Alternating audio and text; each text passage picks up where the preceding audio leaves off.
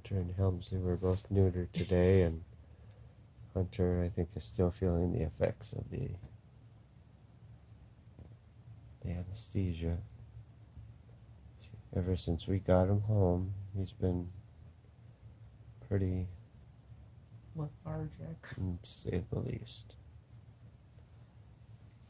So I think he'll sleep good tonight. And here's Helmsley.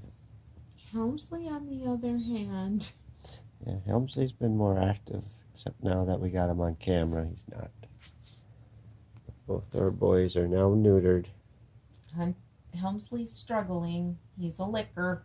But Hunter, he's still out of it. Love you, boys. Love you.